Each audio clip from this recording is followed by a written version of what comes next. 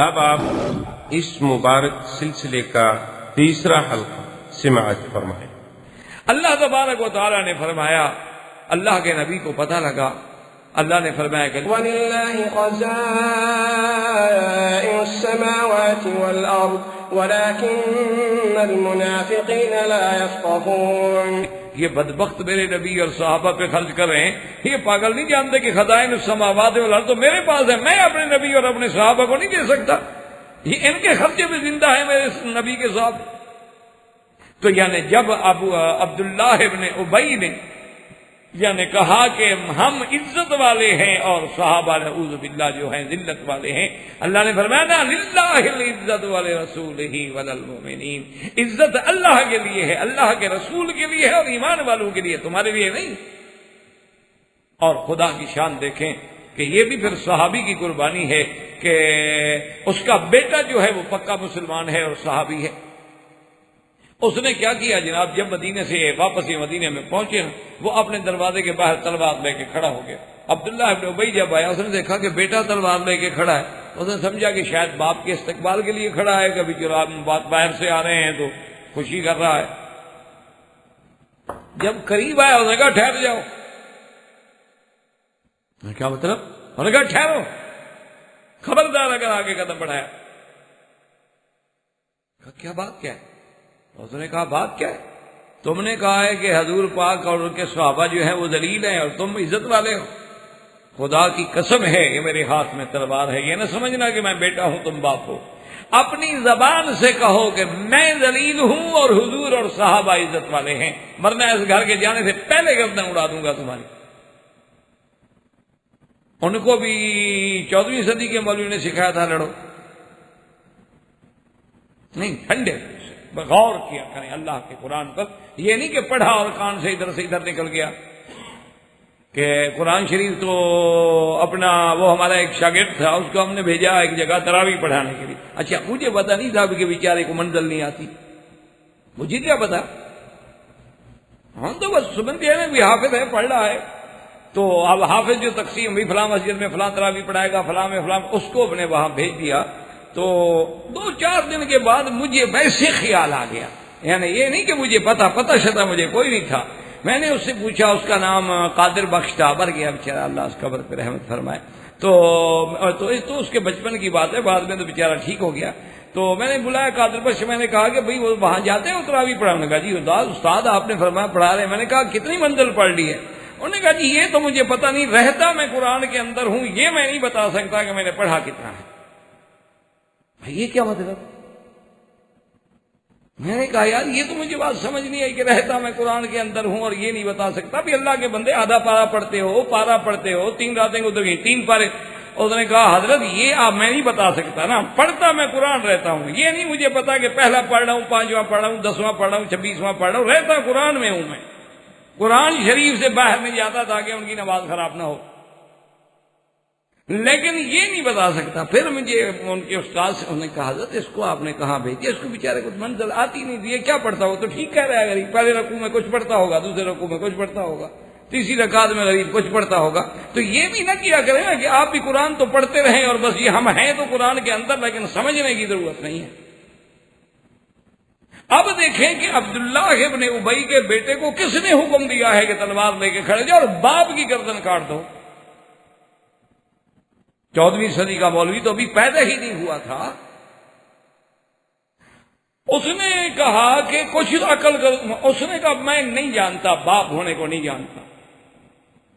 آخر اس کے باپ نے زبان سے کہا کہ میں ذلیل ہوں اور حضور کے صحابہ عزت والے۔ انہوں نے کہا اب جاؤ گا، اب داخل ہو سکتے ہو۔ تو سب سے پہلی گالی کس نے دی؟ مشرکین مکہ نے، اور دوسری گالی صحابہ کو کس نے دی؟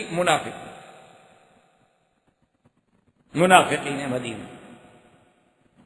اچھا حضور کے صحابہ کو اور حضور کو نکالا کس نے گھر سے؟ مکے سے۔ اللہ کا قرآن پڑھتے رہتے ہو نا، اذ اخرجہ الذین کفروا۔ اب نکالنے والے کون ہیں؟ کافر ہیں، اور نکلنے والے کون ہیں؟ مومن ہیں۔ تو لیکن ایک بات کو یاد رکھیں کہ یہ جو تقابل ہے یہ کفر و اسلام کی وجہ سے ہے. اس میں اس زمانے میں یہ کوئی جھگڑا نہیں تھا کہ یہ اہل سنت ہیں یا شیعہ ہیں، یہ جھگڑا نہیں تھا. یاد رکھو یہ جو بغض ہے ابو جہل کو یا اس کی جماعت کو بربنائے کفر کے ہے، بربنائے شرک کے ہے، اور صحابہ اسلام پہ ہیں، توحید پہ ہیں، اور یہ مشرک ہیں. اور ادھر صحابہ مخلص ہیں، مومن ہیں، پکے حضور کے غلام ہیں، اور عبداللہ ابن ابی اور اس کی جماعت جو ہے منافق ہے، وہ ظاہر میں اسلام اور اندر کفر رکھ کے اسلام کو نقصان دینا چاہتی ہے. اس لیے انہوں نے حضور کے صحابہ کے بارے میں ایسی بات کی. لیکن جب بات ہوئی تو اس کا جواب میرے اللہ نے دیا ہے. یہ ایک پہلو. اب دوسرا پہلو وہ ہے متاعن صحابہ کا کہ لوگوں نے اپنے آپ کو مسلمان کہہ کے صحابہ پہ طعن کیے ہیں. یہ ایک دوسرا پہلو ہے جس کے اوپر ہم آ رہے ہیں، اور وہ طعن کیا کیا ہیں اور کیوں کیے گئے ہیں اس کی وجہ بھی کہ آخر صحابہ پہ طعن کیوں کیے گئے. آج آپ ہیں ماشاءاللہ، آپ مکے میں آئے ہیں کوئی 10 سال سے، کوئی 12 سال سے، کوئی 14 سال سے، کبھی آپ کے دوستوں پہ بحث نہیں کی گئی. آپ اپنے ملک میں چھٹی گزارنے جاتے ہیں 45 دن، زیادہ سے زیادہ لوگ پوچھیں گے جی مکہ شریف کا کیا حال ہے، مدینہ شریف کا کیا حال ہے. کبھی انہوں نے آپ سے لسٹ نہیں مانگی کہ آپ کے دوست کتنے ہیں، اچھا کون کون ہیں، ان کے نام کیا ہیں. اگر دے بھی دیں آپ تو کبھی انہوں نے ان کو گالیاں بھی نہیں دی ہوں گی، بلکہ یہ کہا ہوگا کہ جی جب آپ جائیں تو اپنے دوستوں کو بھی ہمارا سلام کہہ دیجیے. کیوں؟ وہ کہیں گے جی ہم نے تو دیکھا نہیں، ہم ان کے بارے میں کیا کہہ سکتے ہیں، زیادہ سے زیادہ یہی ہے کہ ہمارا سلام کہہ دیں. تو آپ کے دوست بھی اچھے ہوں اور مولوی کے دوست بھی اچھے ہوں، دنیا میں ڈی سی، کمشنر، منسٹر، وزیر، پی ایم، سی ایم کے دوست بھی اچھے ہوں، آخر یہ کیا وجہ ہے کہ حضور کے دوستوں پہ بحث کی جائے؟ کیوں؟ اور پھر بحث بھی ان دوستوں پہ کی جائے جن کو فوت ہوئے بھی، کسی کو 14 سال گزر گئے، کسی کو 1200 سال گزر گئے، کسی کو 1000 صدی 10 صدیاں گزر گئیں، یعنی جن کو ہم نے دیکھا نہیں، ان کے دور میں ہم تھے نہیں، وہ ہم سے ملے نہیں، ہمارا ان سے کوئی واسطہ نہیں، لیکن پھر بھی ان کی ذات پہ بحث کی جائے اور ان پہ متاعن کا حملہ کیا جائے. اس کی وجہ کیا ہے؟ تو ایک تو وہ تھا کفر و اسلام، وہ پہلو تو ہم نے پڑھ لیا الحمدللہ مختصراً، کیونکہ اگر ہم ان کی تفاصیل میں جائیں تو پھر بہت مشکل ہوگی. لیکن جب تک یہ بنیاد آپ کے دماغ میں نہیں بیٹھے گی، آپ نہ خلفاء کی فضیلت سمجھیں گے اور نہ آپ خلافت سمجھیں. پہلے تو آپ صحابہ کو تو سمجھے نا. اب صحابہ میں وہ لوگ آئیں گے نا جو خلیفہ بنیں گے. اگر ہم نے مسجد کو ہی نہیں سمجھا تو محراب کہاں لگائیں گے؟ محراب تو تب لگائیں گے نا کہ پہلے ہم یہ تو فیصلہ کریں نا کہ یہ مسجد ہے، اس کا یہ طول و عرض ہے، اس میں اتنی صفیں بنیں گی. اب جہت کا فیصلہ کریں، اب پھر ہم کھڑے ہو کے غور کریں کہ جناب یہ پہلی صف جو ہے ایسی. اسی لیے آپ نے دیکھا ہے نا کہ بہت ساری خوبصورت ترین مسجدیں آپ نے دیکھی ہوں گی ماشاءاللہ، لیکن چونکہ نقشے بنانے والے باہر کے تھے، وہ ایسا نقشہ بنایا ہے مسدس طریقے کا کہ پہلی صف چھوٹی، دوسری اس سے بڑی، تیسری اس سے بڑی، چوتھی اس سے بڑی. حالانکہ صف تو پہلی بڑی ہونی چاہیے تھی، لیکن ان بیچاروں کو چونکہ مسجد کا اور نماز کا پتہ نہیں، وہ کیا کریں. اسی طرح ماشاءاللہ آپ نے دیکھا ہوگا کہ کروڑوں روپے لگ گئے حمامات پہ وضو کے لیے، اللہ پاک جزائے خیر دے، قبول فرمائے. لیکن نقشے بنانے والے نے کبھی خود نماز پڑھی ہی نہیں. اس بیچارے کو کیا پتا کہ وضو کرنے کے لیے کیسی جگہ ہونی چاہیے، پانی کہاں گرے، اس کے چھینٹے ہمارے بدن پہ آئیں نہ آئیں، ہم کھڑے ہو کے وضو کریں گے، بیٹھ کے وضو کریں گے. اس نے تو سوچا سارے پینٹ پہنے ہوئے ہوں گے، بیٹھ سکتے نہیں، وہ تو بندھے ہوئے ہوتے ہیں عذاب میں. وہ تو لازماً کھڑے ہیں نا، ان کو تو اللہ تبارک و تعالیٰ کی طرف سے پکڑ ہے، بیٹھ سکتے نہیں بیچارے. اور پینٹ زیادہ سخت ہو تو اللہ معاف کرے جیسے پٹی بندھی ہوئی ہو بندے کی ٹانگ پہ. تو اس لیے اس بیچارے نے نقشہ بنا دیا، ایک ٹوٹی لگا دی اور اب بیٹھے سارا پانی آپ پہ آ جائے گا، خلاص فی امان اللہ. آپ کا وضو تو وضو رہا، پہلے کپڑے بھی پلی. حمام میں جائیں گے ماشاءاللہ، آپ بیٹھیں گے استنجے کے لیے، آپ ٹوٹی کھولیں گے، سب سے پہلے صاحب کے سر کو پانی پہنچے گا. کہ ان کو حلال حرام کا مسئلہ نہیں تو وہ غور کیوں کریں میرے بھائی اس بات پہ؟ جن کے دل میں حلال و حرام کا مسئلہ ہوتا ہے وہ غور کرتے ہیں کہ ایسے وضو ہو کہ پانی بھی نیچے گرے لیکن انسان پہ چھینٹا بھی نہ آئے. تاکہ اس کا بدن بھی محفوظ، کپڑے بھی محفوظ، اور وضو بھی سکون سے کرے. اور وہ حمام بنائیں گے، لیٹرین بنائیں گے، کرسیاں لگائیں گے، اس انداز میں لگائیں گے کہ کبھی استنجا کرتے ہوئے اسے کسی پلیدی کا سامنا نہ کرنا پڑے، اسے کسی ناپاکی کا سامنا نہ کرنا پڑے. یہ نہ ہو کہ ایسے انداز میں بیٹھا ہو کہ نیچے پانی ہے اور اوپر سے گندگی گرے تو وہی پانی اس کے بدن پر آ جائے واپس، اور وہ بھی ماشاءاللہ پھر اچھی اٹھ کے آ جاتا ہے، ٹھیک ہے، کیا ہے، وہ بعد میں شاور لے لیں گے نا ایک ہی دفعہ. تو بہرحال اس لیے بنیادی باتوں کو سمجھیں تو اللہ تبارک و تعالی ہمیں حضور کی، صحابہ کی، اہل بیت کی، اولیاء کی، علماء کی محبت نصیب فرمائے. وآخر دعوانا الحمدللہ رب العالمین. برادران اسلام، واجب الاحترام بزرگوں، دوستوں، بھائیوں، عزیز نوجوانوں، سیرت اصحاب رسول صلی اللہ علیہ وسلم کے ضمن میں الحمدللہ ہم بات کر رہے ہیں، اور دروس سابقہ میں بات یہاں تک پہنچی تھی جسے مصطلحات علماء میں تو کہا جاتا ہے مطائن صحابہ، اور اپنی زبان میں یوں سمجھ لیں کہ صحابہ پر اعتراضات یا طعن.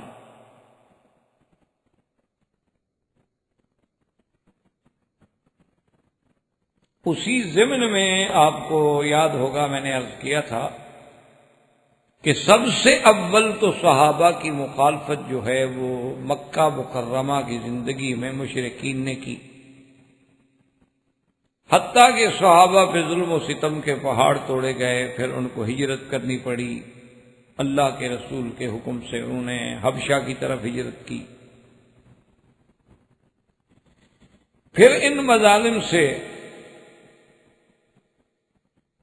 ان کو دوبارہ جو ہے مدینہ منورہ کی ہجرت کرنی پڑی،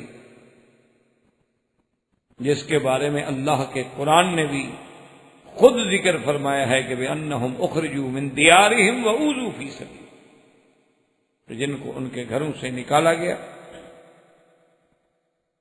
اور اللہ کے راستے میں ان کو طرح طرح کی تکلیفیں پہنچائی. اب جب مدینہ منورہ میں پہنچے الحمدللہ، پھر وہ پہلے والے حالات تو نہ رہے. اللہ نے مدینہ منورہ میں اسلام کو عزت، اللہ نے اسلام کو غلبہ دیا، اور اب اللہ پاک نے اپنی رحمت سے مسلمانوں کے لیے مدینہ منورہ جو ہے وہ مستقر بنا دیا، ایک مرکز اسلام بن گیا. اور انصار مدینہ نے جو بڑے بڑے قبائل تھے، اوس و خزرج، وہ بھی اسلام میں داخل ہو گئے. اب اللہ کی رحمت سے صحابہ کی عزت عظمت بڑھنی شروع ہوئی اور تکالیف کا دور کم. لیکن وہاں پر جو اعدائے دین اور اعدائے صحابہ پیدا ہوئے وہ کون تھے؟ وہ منافق. اور منافق بھی کیسے؟ اعتقادی منافق، یعنی جو کافروں سے بھی بدتر. تو اس لیے میں نے عرض کیا تھا کہ سب سے پہلی گالی دی گئی وہ کس نے دی؟ کافروں نے. مکے سے نکالنے والے کون تھے؟ کافر. اللہ نے قرآن میں واضح کر دیا کہ حضور نے جب ہجرت کی اذ اخرجہ الذین کفروا، تو اب نکالنے والے جو ہیں وہ کافر ہیں اور نکلنے والے جو ہیں وہ ایمان والے ہیں. کیوں؟ اگر ایک ہوتے تو پھر نکلنے کی ضرورت ہی نہ ہوتی، پھر دو فریق ہی نہ بنتے.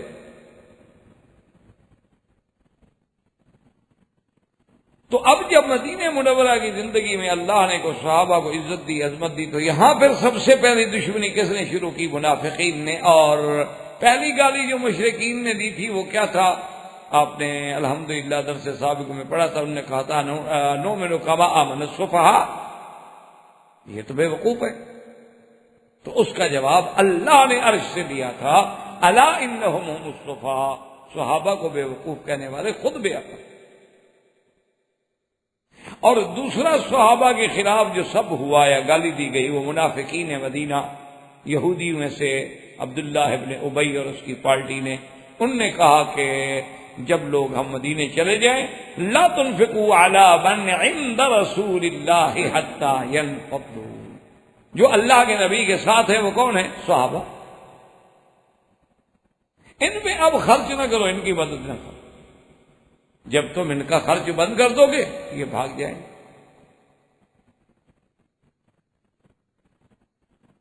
یہ بنیادی غلطیاں ہیں اور جو آج تک بھی چلی آ رہی ہیں. یعنی آپ حیران ہوں گے کہ یہ بنیادی غلطیاں ہیں، لیکن آج تک بھی اللہ معاف فرمائے وہی ذہنیت ہے. آج بھی آپ دیکھیں کہ جب کسی اسلامی دین کے ادارے سے، کسی مدرسے سے، کسی دین کے مرکز سے مخالفت ہوگی تو آج بھی بڑا آدمی یہی کہے گا جو چندہ دینا بند کر دو یہ خود بخود اپنی موت مر جائیں گے. یہ ہمارے ٹکڑوں پہ پلنے والے لوگ ہیں، ہمارے چندوں پہ پلنے والے لوگ ہیں. کیا ہیں؟ لیکن یاد رکھیں نہ وہ ختم ہوئے تھے اور نہ یہ ختم ہوئے. یہ باتیں کہنے والے ضرور ختم ہو جائیں، اعتراض کرنے والے جو ہیں دین کے خلاف وہ ضرور ختم ہو جائیں. ان نشانیہ کا هو الابتر، اللہ نے نص پہ فیصلہ کر دیا ہے کہ میرا محبوب تیرا دشمن جو ہے اس وہ مقتوع النسل ہے، لاکھ اس کی اولاد اس کو پوچھے گا بھی کوئی. اس کی ایک زندہ مثال الحمدللہ آپ پڑھے لکھے حضرات ہیں، دیکھ لیں دنیا میں کتنے بڑے بڑے دولت مند مر گئے ہیں آج ان کا کوئی نام لینے والا. بڑے بڑے لوگ مر گئے جو جن کے پاس بلین نہیں ٹریلین ڈالرز تھے، مر گئے، بس ختم ہو گئی بات. ان کے اپنی بیوی بچہ وہ بھی کوئی نام لے لے تو شاید لے لے، وہ بھی کبھی ان کا سال کے بعد کوئی برسی بنا کے ان کو یاد کر لے، ورنہ. لیکن آپ ذرا ٹھنڈے دل سے سوچیں کہ پورے یعنی عالم اسلام میں ایک دن میں صحابہ کا کتنے لوگ نام لیتے ہوں گے؟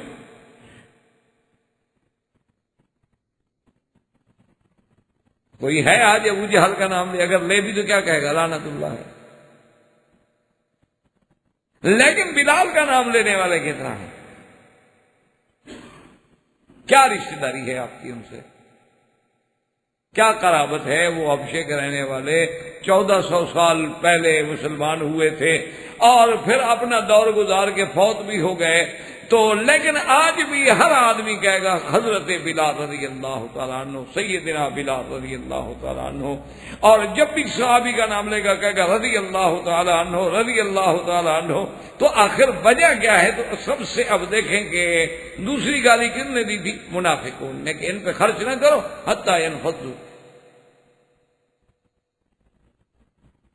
اور دوسری گالی کیا دی تھی کہ یقولون لئن رجعنا الى المدینة لیخرجن العز منها الاذل. انہوں نے کہا کہ جب ہم مدینے واپس جائیں گے ہم غالب لوگ ہیں، طاقت والے ہیں، ہم ضعیف کو آج کمزوروں کو نکال دیں. تو اب ان دونوں کا جواب بھی کس نے دیا؟ اللہ.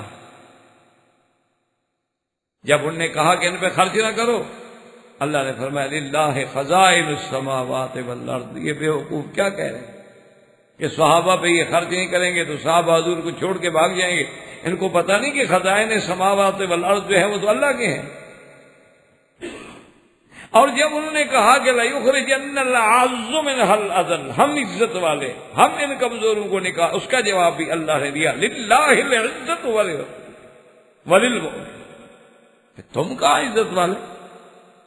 عزت اللہ کے لیے ہے، اللہ کے رسول کے لیے ہے اور اصحاب رسول، کیونکہ اس وقت تو مومنین اور کوئی نہیں، چاہے یہ حکم عام ہے قیامت تک انشاءاللہ، لیکن اس وقت تو ایمان والے صرف صحابہ اور کوئی ہے نہیں. تو یہ جو صحابہ سے دشمنی تھی یاد رکھ لیں، یہ بھی برابنائے عداوت کے اصل دشمنی اسلام سے تھی اور اس کا ہدف جو ہے وہ صحابہ بنتے تھے.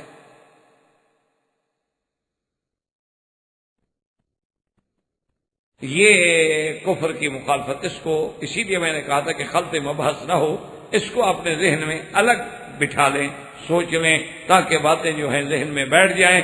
ہمارا مقصد یہ ہے کہ اللہ ہمیں عظمت صحابہ کی، اللہ ہمیں محبت صحابہ کی، احترام صحابہ کی توفیق دیں، اور اللہ ہم سے اپنی رضا کے مطابق ایسی بات کرائیں کہ جو کسی کی ہدایت کا ذریعہ بن جائے.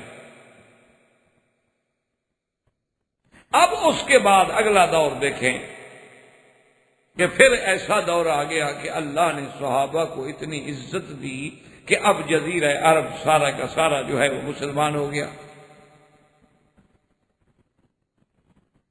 اور بنی نذیر، بنی قینقاع، بنی قریظہ، یہ جو یہودیوں کے بڑے بڑے قبائل تھے، جو حضور کے زمانے میں ان کو بعض کو جلا وطن کر دیا گیا، بعض کو سزا دے دی گئی، اور یہ آ گئے خیبر۔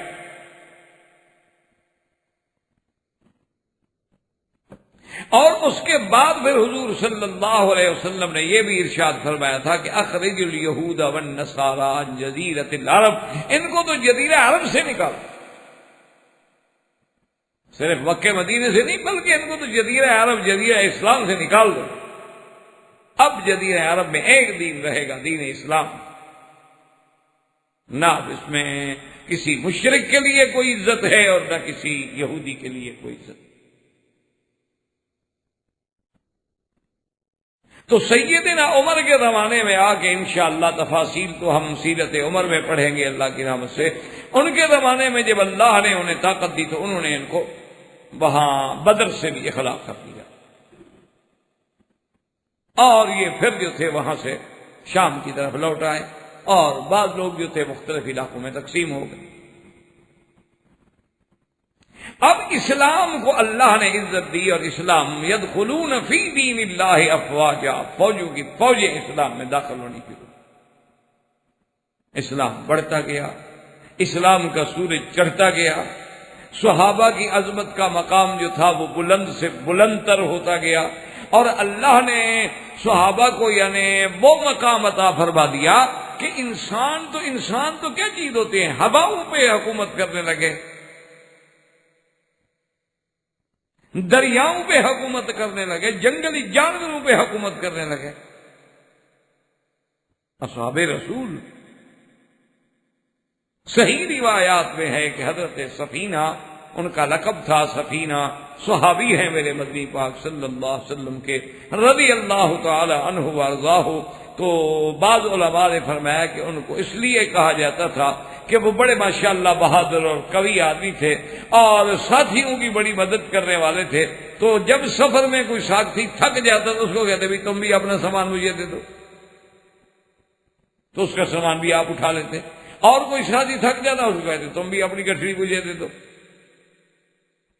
تو جب بہت زیادہ ہو گئی تو ایک لکڑی لے لی، انہوں نے ایسا ایک لمبی سی لکڑی لے لی اور اس کو کندھے پہ رکھ لیا، اسی میں سب کی وہ پوٹلیاں جو تھیں، وہ سامان کیا ہوتے تھے صحابہ کے، تھوڑی تھوڑی سے سامان، 2 کپڑے بیچاروں، تو انہوں نے وہ لٹکانا شروع کر دیا، تو او بھرے ہوئے لدے ہوئے جا رہے ہیں۔ تو اس لیے کہا یہ تو کشتی ہے پوری، ماشاءاللہ کشتی کے برابر سامان اٹھا کے جا رہے ہیں۔ تو حضرت سفینہ رضی اللہ تعالی عنہ کا واقعہ مبارکہ ہے، وہ کہتے ہیں کہ ایک دفعہ اتفاق ایسے ہوا کہ ہم اپنے قافلے سے صحابہ کی جماعت سے بچھڑ گئے، اور میں ایک کشتی میں سوار تھا۔ اللہ کی شان یہ ہے کہ وہ کشتی بھی طوفان کی نظر ہو گئی، کشتی بھی ٹوٹ گئی۔ میں نے ایک پھٹے پہ اپنے آپ کو بٹھا لیا، اور وہ پھٹا تیرتے تیرتے کنارے لگا۔ بہرحال میں جب کنارے پہ اترا تو آگے جنگل ہے، لیکن اب کوئی حل نہیں۔ میں نے سوچا، غور کیا کہ دیکھو اللہ تبارک و تعالیٰ قادر ہیں، شاید اس جنگل سے نکلنے کا کوئی راستہ مل جائے اور اس کے بعد کوئی آبادی آ جائے۔ وہ کہتے ہیں میں ابھی اسی اثنا میں سوچ رہا ہوں کہ ایک شیر دھاڑتا ہوا جنگل سے نکلا، اور شیر جیسے آپ جانتے ہیں اس جنگل کا بادشاہ ہے۔ اب میں نے سوچ لیا کہ بھئی اس سے بھاگ کر جان بچانا جو ہے وہ تو بظاہر حالات میں ممکن نہیں ہے، میں کہاں بھاگ جاؤں گا، اور جنگل ہے، جنگل میں کتنی دیر میں بھاگوں گا؟ اچھا اس سے بھاگوں گا، دریا ہے۔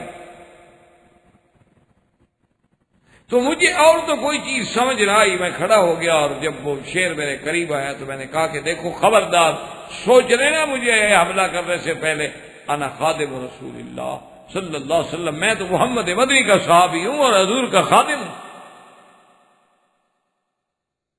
تو فرماتے ہیں کہ وہ شیر وہیں کھڑا ہو گیا، اس نے گردن جھکا لی، اور اس کا بالکل وہ جو روب اور دبدبا اور وحشت تھی وہ ختم ہو گئی، اور کبھی ادھر میرے ساتھ گزرے کبھی ادھر جائے، مجھے سمجھ نہ آئے۔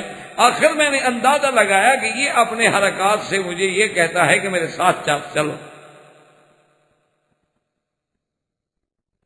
اور میں چل پڑوں، اور میں کھڑے ہو جاؤ وہ کھڑا ہو جائے، میں پھر چل پڑوں وہ آگے چل پڑے، اور جہاں جہاں تک چلتے گئے جنگل میں، اور جنگل سے کبھی کبھی کوئی اور جانور نکلے تو وہ پھر جناب اپنی آواز دے، ان کو ڈرائے وہ بھاگ جائے، اور اسی طرح وہ لے کر چلتے چلتے چلتے چلتے مختلف راستوں سے مجھے گزارتے گزارتے گزارتے آخر اس میدان میں مجھے لے آیا جہاں آگے مجھے صحابہ کی جماعت کے کیمپ پر دھواں نظر آ گیا، اور جب عین صحابہ کے لشکر کے قریب پہنچا تو وہی کھڑا ہو گیا، اور 2-3 دفعہ آوازیں نکالی جو مجھے دبانے حال سے کہہ رہی تھی کہ تم نبی کے صحابی ہو تو ہم تمہارے غلام ہیں، میں تو تمہاری حفاظت کے لیے آیا تھا، تمہیں کھانے کے لیے تھوڑا آیا تھا، اور مجھے وہاں چھوڑ کے چلا گیا۔ یعنی اب ایک جنگل کا جانور کو آپ کہیں گے جی میں فلاں ہوں، کبھی آپ بھی تجربہ نہ کرنا، کہیں ایسا نہ ہو آپ بھی کہنے کھڑے ہو جائیں گے جی میں ڈاکٹر ہوں، مکہ شریف میں اتنا عرصہ کام کرتا رہا ہوں اور شیر ڈر جائے گا۔ آپ سے نہیں ڈرتا، وہ صحابہ کا مقام تھا۔ ہاں کبھی ایسا ہوتا ہے نا جی کوئی تجربہ کرنا شروع کر دے، اسے بھی خیال آ جائے بھی ہم بھی اتنا عرصہ مکے میں رہے ہیں، ہم جو مکے میں رہے ہیں نا، دعا کرو کہ کہیں ہمارا یہ رہنا ہمارے لیے وبال نہ بن جائے، بس ایک دعا کیا کرو۔ مکے میں رہنا آسان نہیں، قرب سلطان آتش سوزا بود، بادشاہوں کے قریب رہنا تو ایسے ہے جیسے بندہ اپنے آپ کو آگ میں ڈال لے۔ یہ دعا کیا کرو کہ کہیں اللہ کا یہ حرم ہمارے اوپر گواہی نہ دے قیامت والے دن کہ میرے اندر رہ کر بھی انہوں نے اپنے آپ کو تبدیل نہیں کیا، کہ اگر ہم باہر بھی جھوٹ بولتے تھے اور اللہ کے حرم میں رہتے ہوئے بھی جھوٹ بولتے ہیں، اگر باہر بھی ہم کلین شیو تھے اور کعبۃ اللہ کو بھی چہرہ لگانے کے باوجود الحمدللہ ہمیں احساس نہیں ہوا۔ ویسے ہم ماشاءاللہ حجر اسود کے بوسے پہ بڑا لڑتے ہیں،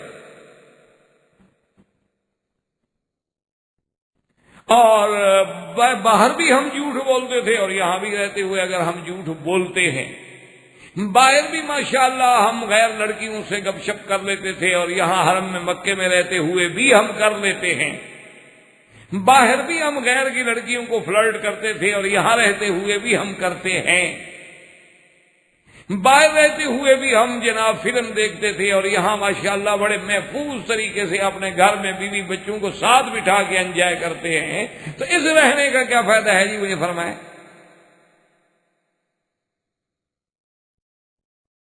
ٹھنڈے دل سے بالکل آرام سے اگر کوئی چلے نا، مکے کا کوئی نقصان نہیں ہوگا، نقصان پھر بھی ہمارا ہوگا، دینی بھی اور ہر لحاظ۔ تو تھوڑا سا جو ہے نا جی آدمی، وہ بزرگوں نے لکھا ہے کہ اتنا لحاظ تو جو ہوتے ہیں نا جی اپنا فلموں میں کام کرنے والے یا سرکسوں میں کام کرنے والے یا تھیٹروں میں کام کرنے والے، وہ بھی کم از کم تھوڑے سے حالات کو دیکھ کے شکل بدل لیتے ہیں کہ یہاں مسجد آ رہی ہے تو وہ بھی داڑھی لگا لیں گے یا فرضی لگا لیں، اور ہم اللہ کے کعبے میں آ کے، مدینہ منورہ میں آ کے ذرا بھی تبدیلی اپنے اندر نہ لے آئیں۔ تو آخر اس پہ بڑا بیٹھ کے کبھی ٹھنڈے دل سے غور کیا کرو کہ میں جب مکہ شریف میں آیا تھا تو میری کیا پوزیشن تھی اور اتنے عرصے رہنے کے بعد میرا کیا حال ہے۔ وہ تو کیفیت نہیں جیسے بزرگوں نے کہا تھا کہ خرے عیسیٰ اگر بمکہ رود ہنوز خر باشد، کہ عیسیٰ علیہ السلام کے گدھے کو جو مکے لے جاؤ کو بندہ تو نہیں بن جائے گا، اس کو 20 سال مکے میں رکھو وہی رہے گا، اس میں کیا تبدیلی ہے؟ اور اگر یہاں ایک گھڑی بھی تمہیں صحیح عقیدے اور ایمان کے ساتھ اور اللہ کے ڈر کے ساتھ اور اللہ کے دین میں وقت لگانے کی نصیب ہو جائے تو پھر سمجھو میں کب آ گیا، پھر اس ایک گھڑی کی ساری زندگی ہماری قیمت نہیں بن سکتی۔ اگر یہاں اللہ کا دین کے کام میں اور آپ خدمت خلق ہے وہ بھی دین ہے، آپ نے ذرا بھی یہاں اللہ کی رضا کے لیے اللہ کے بندوں کی خدمت کر دی. ساری دنیا میں اللہ کے بندے رہتے ہیں، لیکن مکے والے اہل اللہ ہیں، یہ اللہ کے گھر میں رہتے ہیں. جو کسی کے گھر میں رہتا ہے وہ اسی کا اہل ہوتا ہے. اس اہل میں اچھے بھی ہوتے ہیں، برے بھی ہوتے ہیں. یہ تو ضروری نہیں ہوتا کہ ہمارے سارے بچے جو ہیں ٹھیک ہوں، ہمارے سارے گھر والے ٹھیک ہوں، لیکن ہیں یہ اہل اللہ.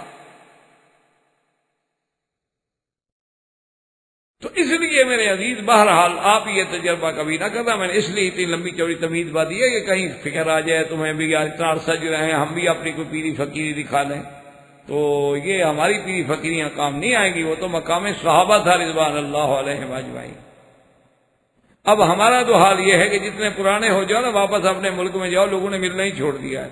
پہلے حج والے کو گھر کو ملتا ہے، اسلام کر لیتے ہیں. جو 10-12 سال رہ جائے ہر سال آئے تنگ آ جاتے ہیں، تو کہتے ہیں اب یہ تو پکا ہو گیا پاپی، اب اس کو کیا ملنا ہے یار. بڑا بے وقوف ہوگا جو تیسرے چوتھے دفعہ حج والے کو ملنے کے لیے آ جائے.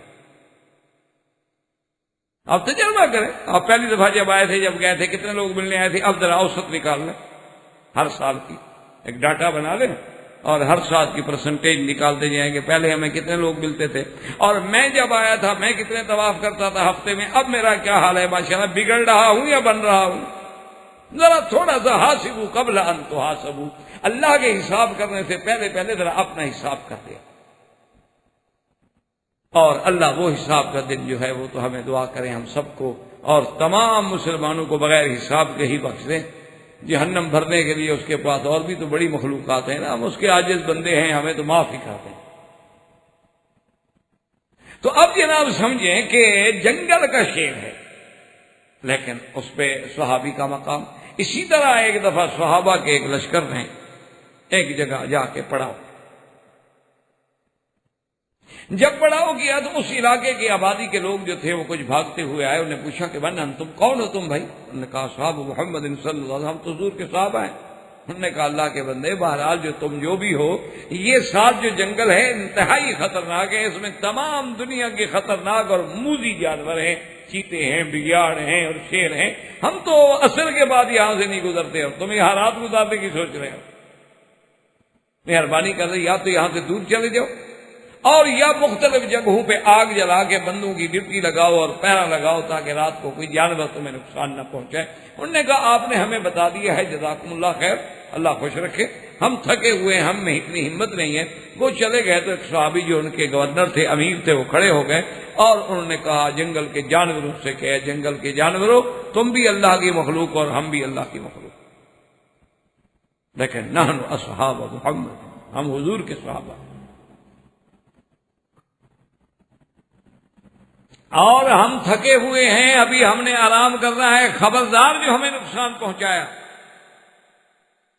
صحابہ کہتے ہیں واللہ اب نے اپنی آنکھوں سے دیکھا کہ شیر ہے، شیرنیاں ہیں، بگیاڑ ہیں، گیدڑ ہیں، اپنے بچوں کو بھی نکال کے جنگل سے بھاگ رہے ہیں کہ جنگل خالی کر دو، کہیں ایسا نہ ہو کہ رات کو پتہ کھڑکے اور صحابی کی نیند میں خلل آ جائے. اللہ کے نبی کے صحابہ، اب جنگل کے جانور وہ ڈر رہے ہیں.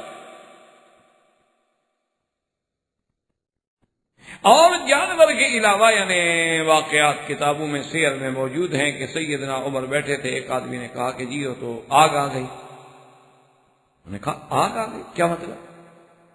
انہوں نے کہا حضرت تو آگ آ رہی ہے اور تو بالکل مدینے کے قریب آ گئی، وہ تو بالکل پہاڑوں کو اور ہر چیز کو لپیٹ میں لیتی ہوئی بڑھتی آ رہی. حضرت عمر دوڑے.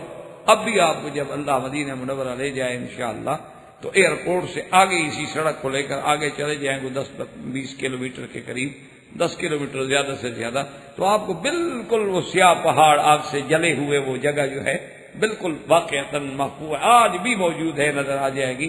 حضرت عمر گئے، دیکھا تو آگ آ رہی ہے، ہاتھ میں ہنٹر تھا، غصے میں آ کے ہنٹر مارا اور کہا کہ تمہیں پتہ نہیں ہے کہ آگے حد ہے مدینہ الرسول کی، رک جاؤ بس وہیں آ. اس کے بعد آگے نہیں بڑھی. تو اب آگ پر بھی صحابہ کا اثر. دریاؤں کو خط لکھ دیے کہ چلو، دریاؤں پر اثر، ہواؤں پر اثر، جنگل کے جانوروں پر اثر، اور جہاں جہاں سے گزر جاتے ہیں اصحاب رسول اللہ، اور جو بھی دیکھتا ہے وہ کہتا ہے یہ کون لوگ ہیں، یہ تو مخلوق ہم نے دیکھی ہی نہیں تھی۔ تو جب اللہ نے صحابہ کو اتنی عزت و عظمت و غلبہ دے دیا، اور اس زمانے کے سپر پاور جو تھی وہ مٹ گئی، روم مٹ گیا، کیسر مٹ گیا، فارس مٹ گیا، اور صحابہ نے اپنے پاؤں کے نیچے روند ڈالی سب کی طاقتوں کو، اور ہر جگہ اسلام پھیل گیا کہ بڑے بڑے بادشاہ جو ہیں وہ کھڑے کانپ رہے ہیں۔ اور صحابہ کا نام سن کے ایک دفعہ ایک بادشاہ کی دربار میں دو صحابہ گئے، اور وہ گئے بیچارے کے حال میں کہ پرانے سے کپڑے پہنے ہوئے ہیں، اور ہاتھ میں ان کے تھے نیزے لکڑی کے آگے لوہا لگا ہوتا تھا، وہ دور سے پھینک کے مارا جاتا ہے، تو وہ جناب نیزے ان کے ہاتھ میں ہیں، اور پرانے سے کپڑے ہیں، اور مردک سی اونٹنیاں ہیں۔ وہاں جب پہنچے تو چونکہ قاصد تھے، قاصد کو بہرحال بادشاہ کے دربار میں جب لے گئے تو وہ اس طرح آرام سے چل رہے تھے جیسے یہ کارپٹ بچھا ہوا ہے نا جی، وہ تو انہوں نے اپنا نیزہ پکڑا ہوا تھا نا، وہ کارپٹ کو کاٹتا گیا۔ انہوں نے کہا یہ کون لوگ ہیں، یہ عجیب آدمی، ان کو یہ بھی نہیں پتا کہ قالین پہ کیسے چلا جاتا ہے۔ وہاں گئے اور دوسری جگہ کھڑے ہو گئے، والسلام علی من اتبع الہدی، وہ حیران، بادشاہ پریشان، یہ کیسے لوگ ہیں، یہ نہ فرشی سلام نہ عرشی سلام، یہ کیا ہے؟ ہمارے آگے تو ادب آداب ہوتے ہیں کہ جناب پہلے سجدہ کرو، جھکو، ہاتھ باندھو، گردنیں جھکاؤ، پھر بادشاہ کے سامنے کھڑے ہو کے بات کرو، یہ بڑے عجیب اجڑ لوگ ہیں۔ آگے السلام علیکم من اتبع الہدی۔ انہوں نے کہا اچھا جی کیا کرنے آئے ہو بتاؤ؟ انہوں نے کہا جی ہم تو قاصد ہیں، بس ہماری 3 باتیں ہیں، سن لیں تو مہربان۔ انہوں نے کہا بتاؤ؟ انہوں نے کہا اسلم تسلم، اسلام لے آؤ، ہمارے بھائی ہو۔ انہوں نے کہا اچھا اسلام نہ لے آؤں پھر؟ انہوں نے کہا پھر یہ ہے کہ آپ ہمارے ساتھ معاہدہ کر لیں، ہمارے تابع ہو جائیں، ہم آپ کی حفاظت کریں گے، آپ ہمیں جزیہ دیں۔ انہوں نے کہا اچھا اگر ہم یہ بھی نہ کریں؟ انہوں نے کہا تو پھر تمہارے اور ہمارے درمیان تلوار فیصلہ کرے۔ پھر جب تم سلو بھی نہیں کرنا چاہتے ہو، مسلمان ہونا بھی نہیں چاہتے ہو، تو اپنے اسی کفر پر جمے رہنا چاہتے ہو، تو پھر آپ کے اور ہمارے درمیان میں تلوار فیصلہ کرے گی۔ بادشاہ کو غصہ آیا تو اس نے اپنے حاجب سے کہا کہ ایسا کرو کہ ایک ٹوکری میں مٹی بھر کے لے آؤ۔ مانا یہ تھا کہ ان کے منہ میں مٹی مارو، نکالو۔ بادشاہ ایسی حرکتیں تو نہیں کرتے، انہوں نے کہا مٹی کا ٹوکرا لے آؤ، ان کو دے دو، جائیں ان کے منہ میں بھی مٹی، اور ان کے جس نے بھیجا ہے ان کا کمانڈر نے، اس کو بھی یہ جا کے دے دیں کہ ہم تمہارے منہ میں مٹی ڈالتے۔ انہوں نے کہا اچھا، بولے آئے جی ٹوکرا، انہیں ٹوکرا دے دیا۔ جب صحابہ کو دیا انہوں نے کہا بسم اللہ الرحمن الرحیم، اور بڑے آرام سے سر پہ رکھ لیا اور کہا الحمدللہ، اور بڑے خوش ہو گئے اور چہرے پہ بڑی رونق آ گئی۔ بادشاہ نے کہا یہ عجیب آدمی، ہم ان کی بے عزتی کریں خوش ہو رہے ہیں۔ انہوں نے کہا عجیب بات ہے، کیوں خوش ہو رہے ہیں؟ اس نے کہا بادشاہ حکومت مٹی پہ کی جاتی ہے، تم نے اپنے ملک کی مٹی ہمیں اپنے ہاتھوں سے دی ہے، یہ دلیل ہے کہ ہم پہنچ رہے ہیں، انشاءاللہ کل ہماری انتظار کرنا، یہ ملک ہم فتح کریں۔ تم نے مٹی خود ہمارے سپرد کر دیا، اور کیا چاہیے باقی ہمیں؟ تم نے اپنا ملک تو خود ہمیں دے دیا۔ تو صحابہ کی جب یہ عظمت پھیلی تو اب سمجھے کہ اصل وجہ کیا ہے آخر صحابہ کو گالی دینے کی، صحابہ کے شان میں تبرہ کرنے کی، صحابہ کو سب کرنے کی، صحابہ کی عظمتوں کو گھٹانے کی، ان پر مختلف ایسی نعوذ باللہ ایسی باتیں کہنے کی جن کا آپ اور ہم تصور بھی نہیں کر سکتے۔ اس کی وجہ کیا ہے؟ دیکھو نا آج کل جو شیعہ حضرات ہیں ان میں تو 90% بیچارے جو ہیں جہالت کی وجہ سے پڑے ہوئے، ان کو حقائق کھلے ہی نہیں، وہ جانتے ہی نہیں۔ ایمان سے کہیں ٹھنڈے دل سے بغیر کسی تعصب کے، آپ جب تک مکہ مکرمہ نہیں آئے تھے آپ توحید کے بارے میں کتنا جانتے تھے؟ آپ حضور کی رسالت کے بارے میں کتنا جانتے؟ جیسا جیسا کسی کا ماحول تھا اسی طرح وہ بندھا ہوا تھا۔ اگر وہاں کسی کو الحمدللہ واحد عالم کی صحبت نصیب آ گئی تو کم از کم وہ اپنے آپ کو سمجھتا تھا کہ اللہ کا شکر ہے میں شرک نہیں کرتا، ورنہ اگر وہ وہاں کسی اہل بدعت میں الجھ گیا ہے تو وہ وہی اور سو رہے ہیں، اور ماشاءاللہ وہی قوالیاں ہو رہی ہیں، اور جناب وہی قوالیوں میں وجد آ رہے ہیں، اور وہی گانے میں خدا مل رہے ہیں۔ ورنہ اگر وہ وہاں کسی اہل بدعت میں الجھ گیا ہے تو وہ وہی اور سو رہے ہیں اور ماشاءاللہ وہی قوالیاں ہو رہی ہیں اور جناب وہی قوالیوں میں وجد آ رہے ہیں اور وہی گانے میں خدا مل رہے ہیں، وہ بیچارہ اسی ماحول کا شکار ہو جاتا ہے۔ وہ غریب کیا کرے، اس نے اور پڑھا۔ اچھا پھر جو ہمارے بچے ہیں تو جو کتاب ہم گھر میں جا کے رکھیں گے بچوں نے تو وہی اٹھا کے دیکھنی ہے نا۔ اگر ہم نے وہاں بخاری شریف رکھی تو بچے بخاری شریف پڑھیں گے، مسلم پڑھیں گے، مشکات پڑھیں گے، ترمذی پڑھیں گے۔ اگر ہم نے وہاں شیکسپیئر کی کتابیں رکھی یا ہم نے وہاں جناب کو غزلیات کو حفوات کوئی گندی قسم کی باتیں ہو تو وہی اٹھا کے پڑھیں گے، کوئی ناول کوئی ڈائجسٹ۔ تو آخر بچوں نے تو یہی دیکھنا ہے کہ ڈیڈی جو یہ پڑھتا ہے تو آخر اس میں کچھ ہوگا۔ اور پھر جھوٹ میں بڑی لذت ہوتی ہے، سچ کڑوا ہوتا ہے۔ جھوٹ پڑھو تو لذت سر رات پڑھتے رہیں گے آپ، اور قرآن شریف پڑھو تو انشاءاللہ 5 منٹ کے بعد نیند آ جائے گی۔ اخبار پڑھنی ہو تو ماشاءاللہ اس کی سرخیاں تو سرخیاں، وہ جو فلم کے اشتہارات ہوتے ہیں وہ بھی پڑھ کے سوتے کہ کوئی رہ نہ جائے، مس نہ ہو جائے، تاکہ ہماری معلومات تازہ رہیں نا کہ آج کل نئے نئے اداکار کون ہیں، اداکارائیں کون ہیں، ان کے احوال کیا ہیں، ان کا پس منظر کیا ہے۔ باخبر آدمی ہوتا ہے نا جی، اس کو پتا ہوتا ہے پورا۔ باقی ان سے کسی بڑے سے بڑے سنی سے پوچھ لو کہ ابی ہریرہ کا نام کیا تھا، ابھی بتا لو تو چلو بھئی 1000 ریال انعام۔ مولوی نہ بتائے، جو پہلے مولوی ہو، سوال ہی پیدا نہیں ہوتا۔ سنی کا معنی یہ ہوتا ہے کہ سن ہو جائے، جس کا بدن سن ہو جائے، یعنی اس کو اگر ٹیکا مارو تو درد نہ ہو۔ سنی ہم اہل سنت سے تو رہے نہیں نا۔ پہلے سنی مانا تھا اہل سنت والجماعت، حضور کی سنت پہ چلنے والا، صحابہ کی جماعت کا دامن پکڑنے والا۔ اب سنی ہے سن سے یا سن سے، اور سن یہی ہوتا ہے یا سن سیٹ ہو جاتا ہے تو بات ختم ہو گئی۔ یعنی سوال پیدا نہیں ہوتا۔ ماشاءاللہ آپ نے بڑے مال کے حضرت ابی ہریرہ کا کوئی نام سوال، ابی سلمہ کا نام بتا دو، ابھی چلو میں سنی مان لوں گا۔ ابی سلمہ یہ تو کنیت ہوئی نا، نام کیا ہے؟ سوال ہی پیدا۔ بڑا پکا جو دین کا آدمی ہے نا، حضور صلی اللہ علیہ وسلم کا مجھے نسب نامہ اگر عدنان تک پڑھ دینا، چلو میری طرف سے 1000 ریال انعام۔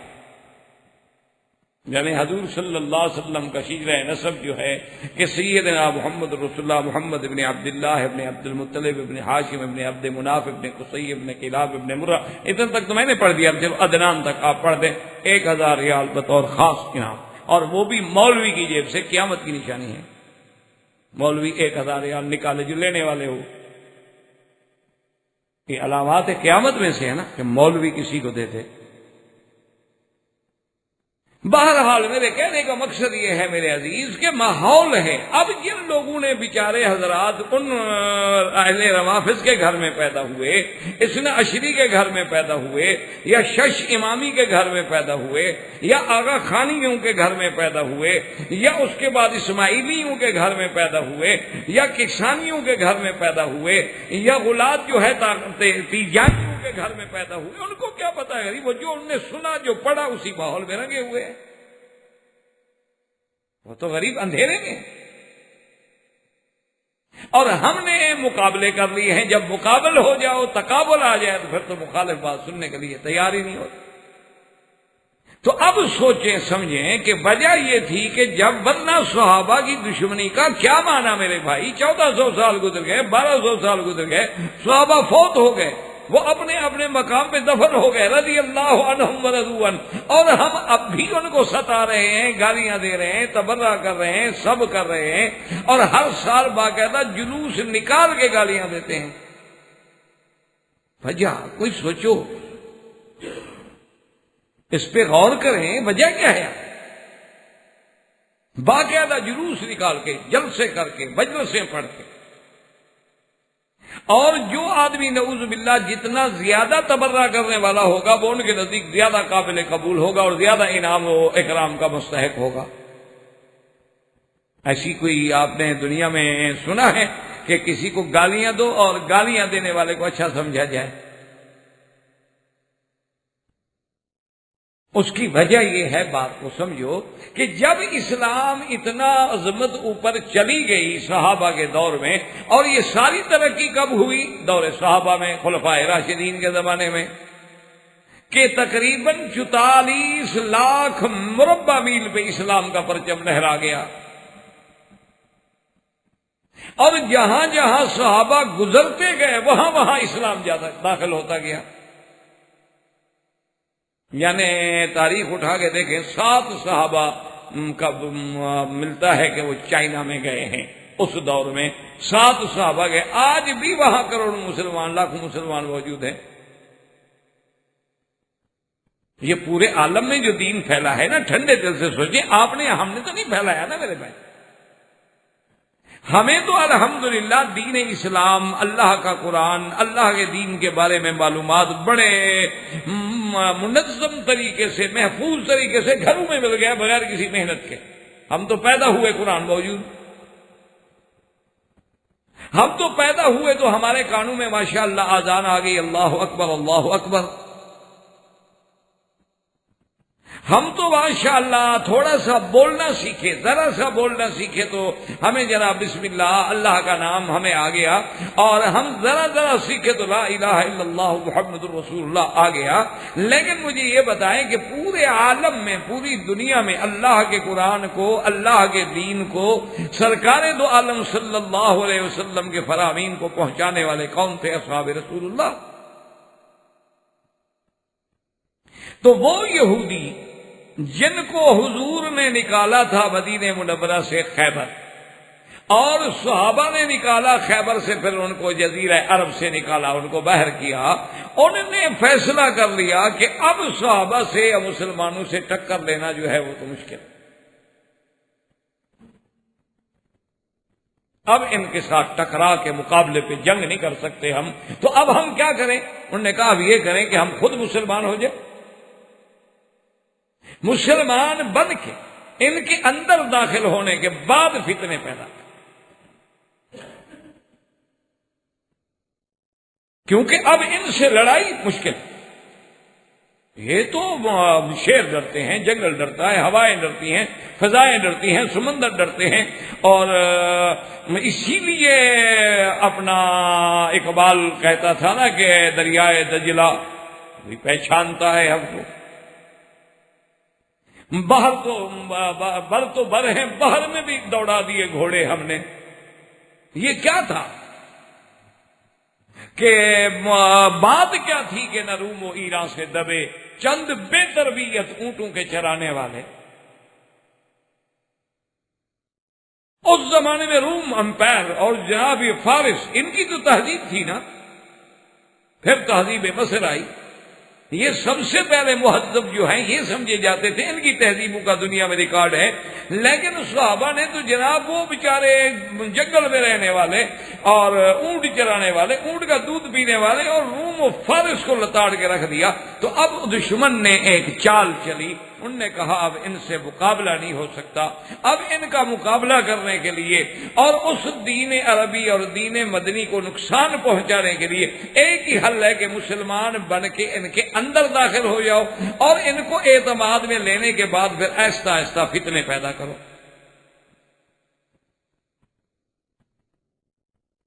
تو یہ وہ یہودی دماغ نے کام کیا۔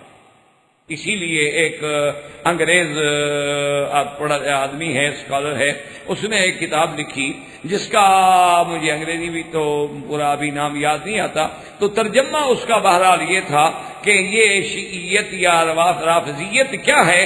دین عربی کے خلاف ایک عجمی سازش کا نام ہے۔ اس نے کہا کہ میں نے سارا مطالعہ کیا ہے، یہ تو بالکل ایک دین عربی کے خلاف ایک عجم کی سازش تھی کہ دین عربی کو کس طرح نقصان پہنچایا جائے۔ مسلمانوں کے اندر آ گئے، پھر وہ عبداللہ ابن سبا، حسن ابن سبا، پھر اس کے بعد وہ تحریکیں چلی، اور ان میں آنے کے بعد لوگ جو تھے انہوں نے پھر اندر آ کے، وہ تو اسی مقصد کے لیے آئے تھے نا، جو آدمی ایک ٹارگٹ لے کے آتا ہے وہ تو پھر اسی پہ کام کرتا ہے نا۔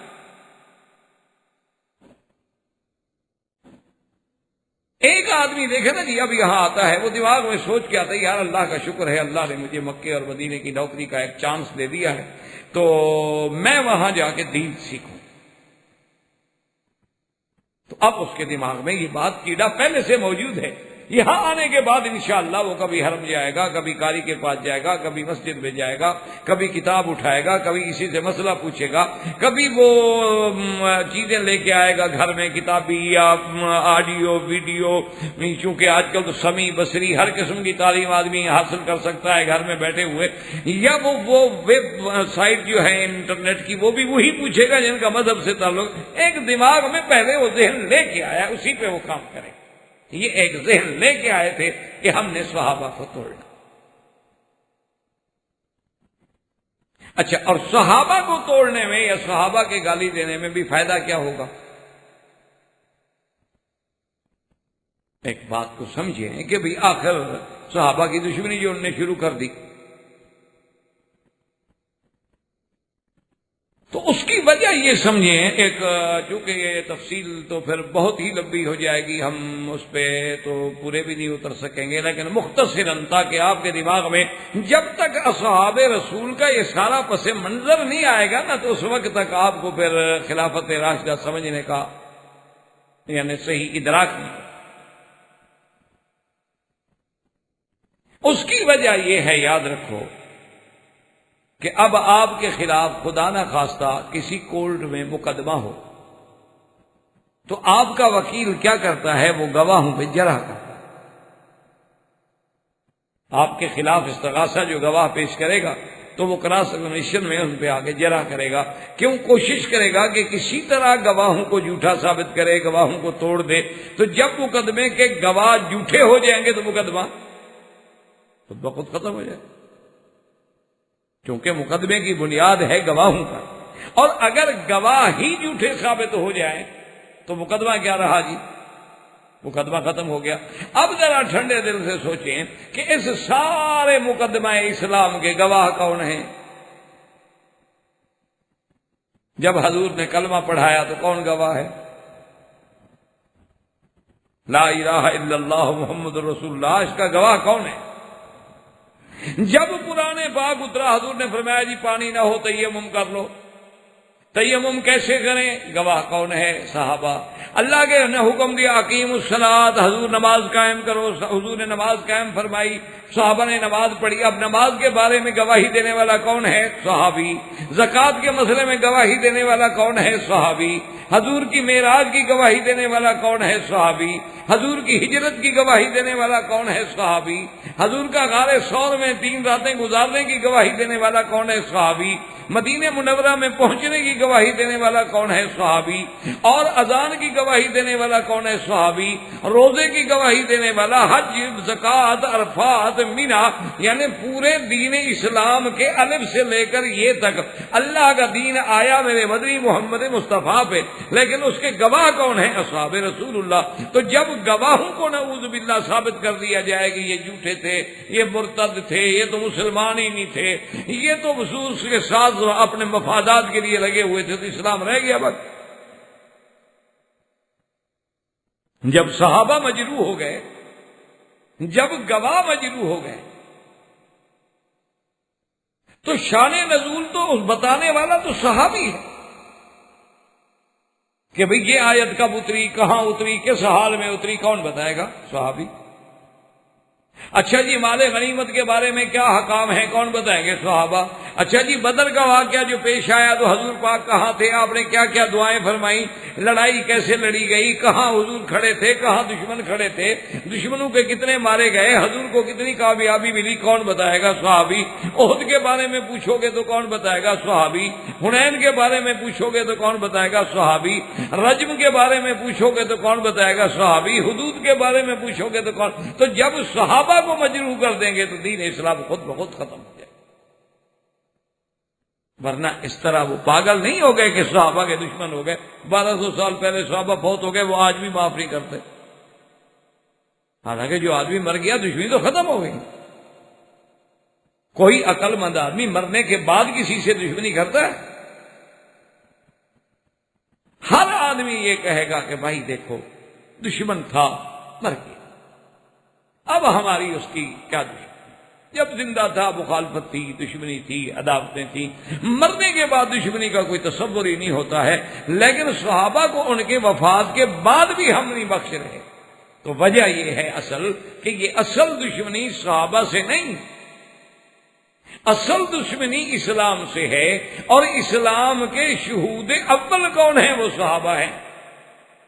اسی لیے حضور نے فرمایا اللہ اللہ اصحابی، خبردار خبردار، خیال رکھنا میرے صحابہ کے بارے میں، لا تتخذوہم من بعدی غرضا، میرے بعد ان کو نشانہ نہ بنا لینا، ہدف نہ بنا لینا۔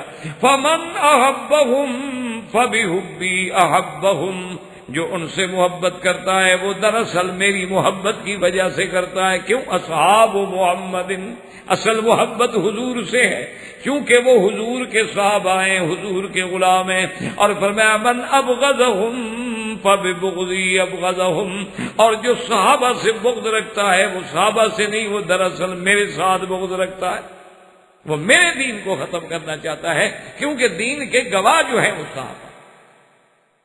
تو اس لیے پھر ان لوگوں نے کیا کیا، یہ مسلمان بننے کے بعد انہوں نے یہ کیا کہ مثال کے طور پہ میں سمجھاؤں کہ کچھ لوگ سیدنا علی کے ساتھ مل گئے، کچھ لوگ جو تھے وہ سیدنا معاویہ کے ساتھ مل گئے، کچھ لوگ جو تھے وہ سیدہ عائشہ رضی اللہ تعالی عنہا کے زیادہ غلام بن گئے، کچھ لوگ جو تھے وہ سیدنا عبداللہ ابن زبیر کے زیادہ قریب آ گئے، اور اسی طرح کچھ لوگ جو تھے وہ حضرت صدیق کے زیادہ غلام بن گئے، خاندان صدیق کے نیاز مند بن گئے، اور پھر اندر بیٹھ کے انہوں نے آہستہ آہستہ آہستہ ذہن بنایا، تیار کیا، اور اللہ کے قرآن میں یا فرمان رسول میں کہیں بھی انہیں موقع ملا تو اب ان کو باقاعدہ انہوں نے متائن میں شمار کرنا شروع کیا کہ جی ٹھیک ہے صحابہ کی بڑی بات ہے، لیکن دیکھیں نا قرآن پاک میں ان کے بارے میں یہ بھی تو آیا ہے نا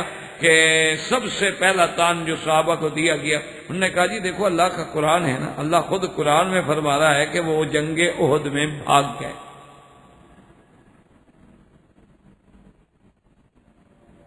اور قرآن ہے۔ انہوں نے کہا جناب اب دیکھیں کہ حضور صلی اللہ علیہ وسلم کو چھوڑ کے بھاگ جانا، بس خود ہی اندازہ کر لیں۔ دیکھو انہوں نے کہا دیکھیں جی آپ تو اپنے پیر کو بھی نہیں چھوڑتے، اپنے مرشد کو بھی نہیں چھوڑتے، اپنے شیخ کو بھی نہیں چھوڑتے، اپنے استاد کو بھی نہیں چھوڑتے، اور جس ڈاکٹر پہ آپ کا عقیدہ آ جائے کہ اسی سے علاج کروانا ہے اس ڈاکٹر کو نہیں چھوڑتے، یہ نبی کو چھوڑ کے بھاگ گئے۔ کتنا بڑا الزام ہے۔ اب آدمی کے دل میں تھوڑا خدشہ شروع ہو گیا، اچھا صحابہ احد میں بھاگ گئے، میں کہا جی قرآن میں لکھا ہو، چوتھا پارہ کھول، قرآن شریف میں لکھا ہو۔ انہوں نے کہا دیکھیں جی برحال ہم تو نیاز مند ہیں صحابہ کے، لیکن ہم دیکھیں ہمارا کیا دشمنی ہے، دیکھیں جی ہم سے انہوں نے کیا چھینا ہے، چھوڑا تو انہوں نے حضور پاک کو تھا نا جی، ہمیں تو نہیں نقصان پہنچایا۔ اور لیکن وہ جناب یہ بہرحال ایک بات ہے کہ جب وہ نماز حضور کو چھوڑ دیں تو یار پھر تمہارے ساتھ کیا وفا کریں۔ اس طرح پھر ذہن بنایا جائے، اس طرح آدمی کا ذہن بنایا جاتا ہے۔ اب جناب آدمی کے ذہن میں کیڑا پڑنا شروع۔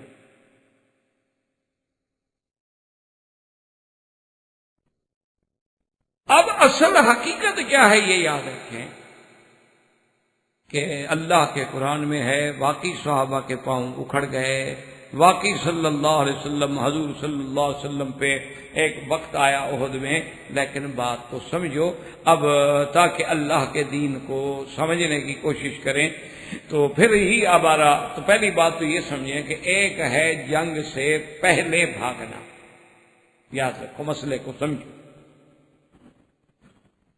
ایک ہے جنگ کے بعد بھاگنا، ان دونوں میں آسمان و زمین کا فرق، اور ایک بھاگنا ہے کہ دشمن کو پشت دکھا کے بھاگا جائے، تولی اس کو کہتے ہیں یوم الحرب، کہ حرب میں مسلمان جو ہے پشت دے کے بلا وجہ بھاگ جائے، یہ تو اتنا بڑا گناہ کبیرہ ہے جو بندے کو ہلاک و برباد کر دینے والا۔ حضور نے فرمایا کہ 7 کبائر ہیں، 7 بڑے بڑے گناہ ہیں، سب الموبقات جو بندے کو ہلاک کر دیتے ہیں۔ ان میں سب سے پہلے کیا ہے؟ الشرک باللہ، اللہ کے ساتھ شرک، اور قتل النفس، کسی کو نہ حق قتل کرنا۔ اسی طرح حضور صلی اللہ علیہ وسلم نے فرمایا کہ اکل الربا، سود کا کھانا، اور تبلی یوم الزحف، کی لڑائی کے دن پیٹھ دے کے بھاگنا، تو یہ تو کبائر میں ہے، موبقات میں ہے۔ اسی لیے تو وہ کہتے ہیں دیکھو جی احد میں جب صحابہ بھاگ گئے تو کبیرے کا ارتکاب کیا، جب کبیرے کا ارتکاب کیا تو من ارتکب الکبیرہ تھا، جو ارتکاب کبیرہ کرے وہ تو فاسق ہو گیا۔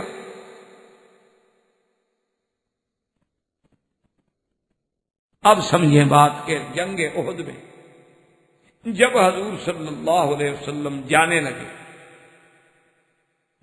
ایک جماعت جو تھی اصل منافقین کی، عبداللہ ابن ابی کے ماننے والے، ان کے ساتھ تقریباً 400 کے قریب آدمی تھے۔ جب حضور جنگ کے لیے نکلے تو وہ یعنی پہلے بھی نہیں رکے، تاکہ حضور تو نکلے نا ایک دفعہ مکہ سے مدینہ منورہ سے نکلے میدان کے لیے، راستے میں جا کے انہوں نے کہا جی ہم، صحابہ نے سمجھایا ابھی عقل کرو، کیوں بھاگ رہے ہو؟ انہوں نے کہا جی لو نعلم قتال لاتبعناکم، کوئی لڑائی ہوتی تو ہم بھی لڑتے، یہ کون سی لڑائی کی بات ہے؟ آپ تو بلا وجہ موت کے منہ میں جا رہے ہیں۔ جب ہم مدینے میں بیٹھے ہوئے ہیں، مدینے کے اندر رہیں، مکے والے آئیں گے محاصرہ کر لیں گے، کیا ہوا؟ ہم تو شاعر ہیں، ہمارے پاس ضرورت کی ہر چیز موجود ہے۔ وہ تو مکے سے آ کے محاصرہ کریں گے، کتنے دن محاصرہ کریں گے؟ 1 مہینہ، 2 مہینے، 3 مہینے، 4 مہینے، آخر بھاگ جائیں گے ناکام ہو کے۔ تو ہم لڑیں کیوں؟ یہ تو مرنے والی بات ہے کہ وہ تو تیار ہو کے آئے ہیں اور ہم جناب جائیں اور ناتے۔ تو انہوں نے کہا اللہ کے بندو چلو لڑنا نہیں، کھڑے تو رہو ہمارے ساتھ، تاکہ کم از کم مسلمین کی جماعت جو ہے، سواد المسلمین جو ہے وہ تو زیادہ معلوم ہو۔ جیسے کہ ایک صحابی تھے نا حضور کے نابینا عبداللہ ابن ام مکتوم، تو وہ جناب جب جہاد پہ صحابہ جانے لگے وہ بھی آ گئے، لاٹھی پکڑے، انہوں نے کہا مجھے بھی لے چلو۔ تو صحابہ نے امیر المومنین نے کہا، حضرت عمر کا زمانہ تھا، انہوں نے کہا عجیب بات ہے حضرت، آپ نابینا ہیں، آپ کو کہاں لے جائیں؟ آپ کو جو ہم لے جائیں جہاد کے لیے، آپ تو خود نابینا آدمی ہیں، آپ کیا کریں گے؟ انہوں نے فرمایا امیر المومنین اتنی تو مہربانی کرو نا، میں جو اگر مسلمانوں کے صف میں ایسے کھڑا ہوں گا تو دور سے جو کافر ہے اس کو تو پتہ نہیں ہے نا کہ میں اندھا ہوں، تو عدد تو بڑھا دیا نا میں نے مسلمانوں کا، ایک بندہ تو بڑا ہوں نا، تو میرے کھڑے ہونے میں فائدہ نہیں ہے۔ اور دوسری بات یہ ہے کہ یہاں صحابہ کا سامان رکھ دو گے، مجھے وہاں نگران بٹھا دو، بیٹھا رہوں گا، لڑوں گا تو نہیں، چلو بیٹھا تو رہوں گا نا، سامان کی حفاظت کروں گا۔ تیسرا یہ ہے کہ مجھے محمد مدنی کا جھنڈا دے دو اسلام کا، لے کے کھڑا رہوں گا، یہ تو نہیں لڑنا نا۔ اور گئے اور جھنڈا لے کے کھڑے رہے اسلام کا۔ صحابہ نے کہا کہ بھائی آپ لوگ چلے چلیں، نہ لڑیں، لیکن ہماری جماعت کو تو نہ توڑے نا۔ اب 450 آدمی یکدم نکل جائے آپ سے تو باقی لوگوں کا بھی تو دل ٹوٹ جائے۔ انہوں نے کہا نہیں ہم تو نہیں جاتے۔ اصل میں ان کی تو یہودیوں سے سازش تھی، مشرکین سے سازش تھی، وہ چھوڑ گئے۔ یہ ہے منافقین کا فرار، یاد رکھیں۔ اور حضور صلی اللہ علیہ وسلم کے ساتھ جب جنگ ہوئی اور جن صحابہ کو حضور پاک صلی اللہ علیہ وسلم نے یہ حکم دیا تھا کہ آپ درے پہ کھڑے رہیں، ان بیچاروں سے اجتہادی خطا ہو گئی کہ مسلمانوں کو فتح ہو گئی ہے، اب ہمارا درے پہ کھڑا ہونا ضروری نہیں ہے۔ خالد بن الولید کو موقع ملا، حملہ ہوا، حضور کے دندان مبارک شہید ہو گئے، رخسار شہید ہو گیا، اور پورے احد میں یہ بات مشرکین نے مشہور کر دی کہ قد مات محمد، قد مات محمد، حضور صلی اللہ علیہ وسلم فوت ہو۔ اب اس وقت اگر کسی کے پاؤں اکھڑ جائیں تو کیا خیال ہے؟ وہ مجرم ہے، جس کو یہ پتہ لگے کہ اللہ کے نبی بھی شہید ہو گئے، مسلمان بھی ہم شکست کھا گئے۔ اب اگر ان حالات میں وہ بیچارہ بھاگا ہے تو اس کو تو تولی کوئی نہیں کہتا۔ اچھا، ان سب کے باوجود بھی دیکھیں کہ یہ سارا کچھ ہونے کے باوجود اللہ نے فیصلہ فرمایا وَلَقَدْ عَفَا اللَّهُ عَنْهُمْ، اللہ نے اسی آیات احد میں یہ بھی فیصلہ کر دیا۔ اور اتنی کلام موقت کے بعد قسمیہ ہے، لام ابتدائیہ ہے، قد حرف تحقیق ہے۔ اللہ نے فرمایا میرا مدنی پکی بات ہے کہ میں نے ان صحابہ کی یہ جو ان سے لغزش ہوئی ہے، خطا اجتہادی ہوئی، یہ خطا بھی میں نے ان کی معاف کر دی ہے، یہ بھی خطا میں نے معاف کر دی۔ جب اللہ معاف کر دے تو اس کے بعد کسی کو الزام دینے کا حق ہے؟ یعنی صحابہ سے ایک بات ہوئی، حالانکہ بات یاد رکھیں منافقین کا بھاگنا اور تھا، صحابہ کا پاؤں پھسل جانا یا صحابہ کا میدان جنگ میں رخ موڑنا جو ہے وہ اور تھا، ورنہ وہی صحابہ پھر حضور کے ساتھ ہیں، جبریل بھی ساتھ ہیں، اور پتہ ہے حضور احد سے لے کر خارج مدینہ تک آپ نے پھر کفار قریش کا تعاقب کیا اور باقاعدہ ابو سفیان کو للکار کے کہا کہ موعدکم بدر، چلو آئندہ سال جو ہے پھر ہم بدر میں لڑیں۔ تو پھر صحابہ ساتھ ہیں۔ اسی لیے حضرت عبداللہ ابن عمر کہتے ہیں ایک دفعہ ایک سریہ میں حضور نے ہمیں بھیجا تو وہاں جا کر حالات ایسے پیدا ہو گئے کہ ہم جو ہے جنگ میں بالکل مقابلہ دشمن کا نہ کر سکے، تو واپس آئے، تو جب مدینے میں آئے تو لوگوں نے کہا کہ کیسے جائیں حضور کے پاس، میں نے کہا جانا تو ہے، حضور کو بتانا ہے۔ تو ہم آئے حضور کے دروازے کے باہر کھڑے ہو گئے، ہم نے کہا نحن الفرارون، ہم وہ ہیں جو بھاگ آئے جنگ سے۔ حضور پاک اندر نے فرمایا نہیں انتم القرارون، تم بھاگ نہیں آئے، تم تو پھر مدد لینے کے لیے، کمک لینے کے لیے آئے ہو، میں تمہارے ساتھ ہوں، پھر حملہ کریں گے دشمن۔ تو دونوں کے بھاگنے میں فرق ہوتا، اسی لیے اللہ نے قرآن میں فرمایا ہے کہ اگر ایک ہے تولی کہ بھاگ جانا مسلمان کو نقصان دینے کے لیے، ایک ہے کہ دشمن کو چال دھوکہ دینے کے لیے پیچھے ہٹ رہے ہیں، ایک یہ ہے کہ آپ کمزور ہیں، آپ کہتے ہیں بھی ہم تو مارے جائیں گے، ہم پیچھے ہٹ جاتے ہیں لیکن پھر کمک لے کے ان پہ حملہ کریں گے، اللہ نے فرمایا وہ فرار نہیں ہوتا۔ اور اگر ایک منٹ کے لیے ہم مان بھی لیں تو جب اللہ نے معاف کر دیا تو پھر کسی کو اعتراض کرنے کا کیا حق، اور معاف بھی نص قطعی کے بلقد عفا اللہ عنہم، محمد مصطفیٰ ہم نے ان سے درگزر کر۔ اچھا صرف معاف نہیں کیا، معاف کرنے کے بعد بھی کتنا بڑا مقام کتنا بڑا اعزاز دیا ہے۔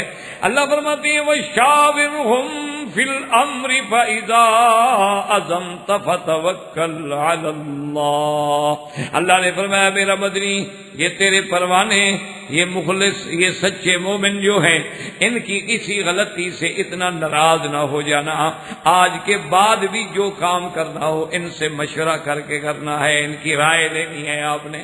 حالانکہ اللہ کے نبی کو کیا ضرورت ہے، اللہ کا دوائی تعلق ہے، نبی کا تعلق دوائی سے، جبریل بھیج دے بتا دے، لیکن ان صحابہ کی عظمت اتنی بڑھانی مقصود ہے کہ فرمایا فَشَاوِرْهُمْ فِي الْأَمْرِ فَإِذَا عَزَمْتَ فَتَوَكَّلْ عَلَى اللَّهِ۔ ان کے مشورے کے بعد جب بات طے ہو جائے، جب کسی چیز کا ارادہ کر لیں تو پھر اللہ پہ توکل کریں کہ مدد کرنے والی جو ہے وہ اللہ تبارک و تعالیٰ کی ذات ہے۔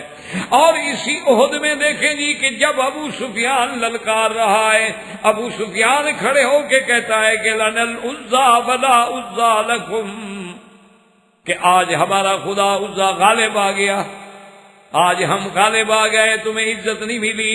حضور حضرت عمر ساتھ کھڑے ہیں، حضور کو پوچھتے ہیں کہ یا رسول اللہ میں جواب دوں، فرمایا کہ ہاں جواب دو، اللہ مولانا ولا مولا لکم، کہ اللہ ہمارا متولی۔ اس نے کہا اعلو حبل، آج ہمارا حبل خدا کا ہے بلند ہو گیا۔ حضور نے فرمایا عمر جواب دو، اللہ اعز واجل، سب سے بڑی شان اللہ تبارک و تعالیٰ کی ہے۔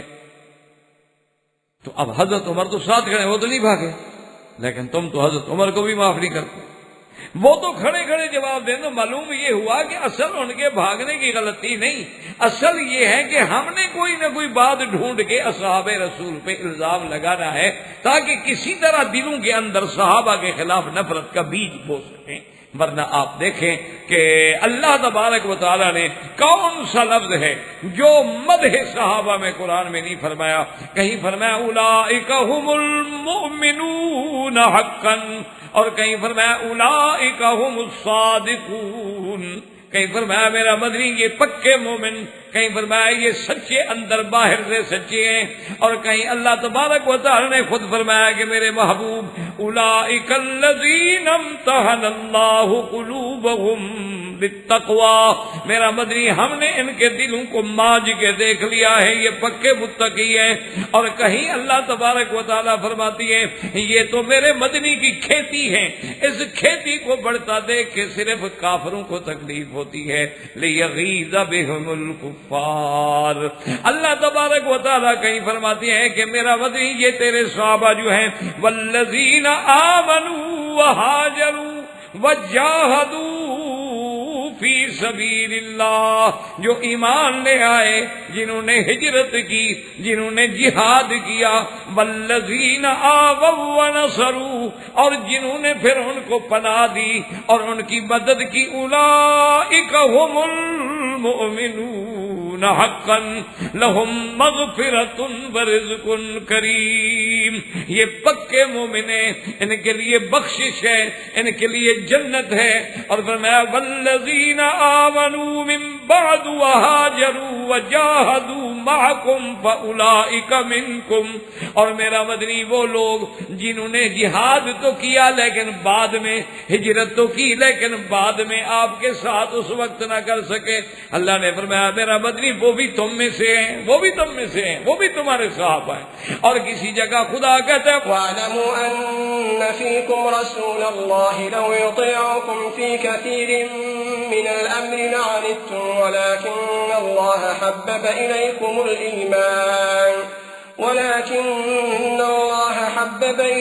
الْإِيمَانَ وَزَيَّنَهُ فِي قُلُوبِكُمْ وَكَرَّهَ إِلَيْكُمُ الْكُفْرَ وَالْفُسُوقَ وَالْعِصْيَانَ أُولَئِكَ هُمُ الرَّاشِدُونَ۔ اللہ نے فرمایا میرا مدنی تیرے صحابہ کے دل میں ایمان کی محبت میں نے ڈال دی ہے اور ایمان کو مزین کر دیا ہے، اور ان کے دلوں میں کفر کو، فسق کو، نافرمانی کو میں نے دور کر دیا ہے، اللہ تبارک و تعالیٰ کی۔ اور میرا مدنی فرماتی ہے کہ میرے صحابہ ستاروں کی مانند ہیں، اور میرے مدنی فرماتے ہیں انا امنۃ بامتی، فرمایا جب تک میں ہوں تو امت کے لیے امان ہوں، اور جب میرے صحابہ ہوں گے تو امت کے لیے امان ہوں گے۔ اور حضور نے فرمایا کہ میرا صحابی جہاں بھی ہوگا قائدہم یوم القیامت، وہ اپنی اپنی جماعت کی قیادت کرنے والا ہوگا۔ اور حضرت حسین فرماتی ہیں اساس الاسلام، اساس الاسلام حب اصحاب رسول اللہ و اہل بیتی۔ حضرت حسین نے فرمایا کہ اسلام کی بنیاد کیا ہے؟ صحابہ کی محبت اور اہل بیت کی محبت۔ اگر صحابہ کی محبت نہیں تو اساس اسلام ہی ختم ہو گئی۔ اتنی شان کے بعد یہ ساری آیتیں چھوڑ کے کہنا جی صحابہ بھاگ گئے تھے، یہ کوئی بات ہے؟ تو یہ سب سے پہلا تان ہے جو ان لوگوں نے کیا کہ جنگ احد میں فرار ہو گئے۔ تو آپ نے الحمدللہ پڑھ لیا کہ ان کا نہ تو فرار ہے، اور اگر ان سے کوئی اجتہادی خطا بھی ہے تو اللہ نے معاف فرمانے کا نص قطعی میں اسی وقت وحی بھیج دی کہ ہم نے معاف کر دیا۔ تو جب اللہ معاف کر دے، اللہ کا نبی معاف کر دیں، اور صحابہ کو پھر وہی مقام ملے لیکن ہم معاف نہ کریں، تو اللہ ہمیں ہدایت عطا فرمائیں۔ وما علینا الا البلاغ وآخر دعوانا ان الحمدللہ رب العالمین۔ اما بعد، برادران اسلام،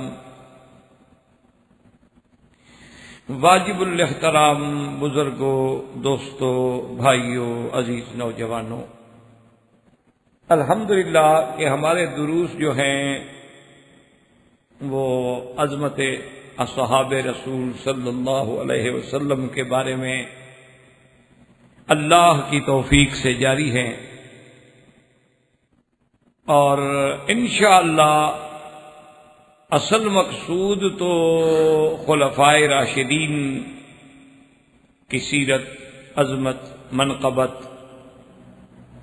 اور رفعت شان ہے، لیکن اصولی بات ہے کہ جب بنیاد آدمی پہ واضح نہ ہو تو پھر دوسرے مسائل کا سمجھنا مشکل ہو جاتا۔ تو اب ہم اس درس میں، سابقہ درس میں اس مقام پہ پہنچے تھے کہ اصحاب رسول جو ہے دراصل وہ ساری کائنات میں انبیاء کے بعد سب سے افضل جو ہیں وہ اصحاب محمد مصطفیٰ صلی اللہ علیہ وسلم، کیونکہ حضور کی امت جو ہے وہ ساری امتوں سے افضل ہے۔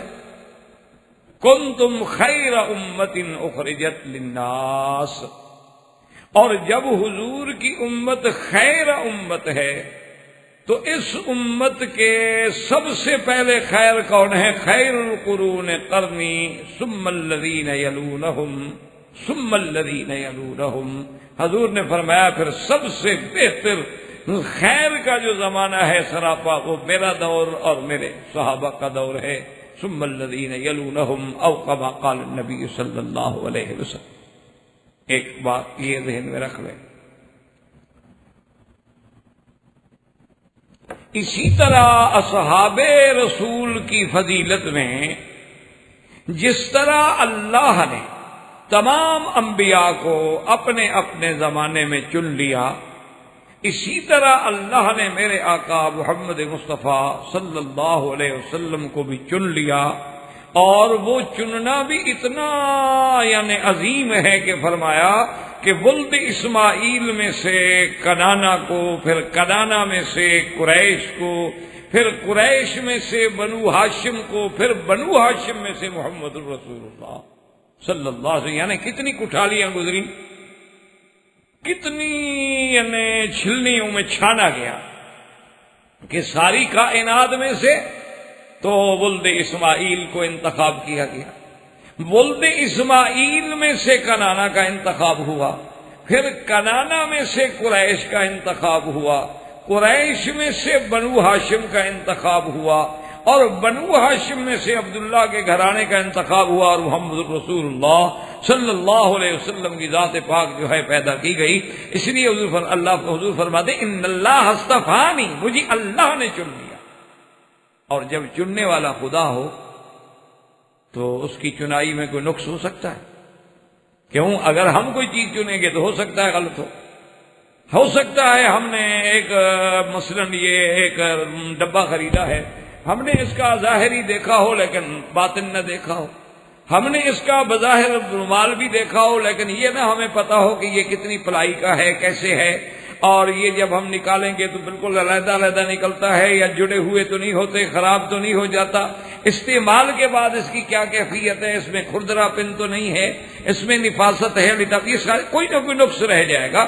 لیکن جب اللہ چننے والا ہو جو ہر نقص سے پاک ہے، جو منزہ ہے سائر صفات النقصان سے، تو اس لیے فرمایا کہ اللہ نے مجھے چن لیا۔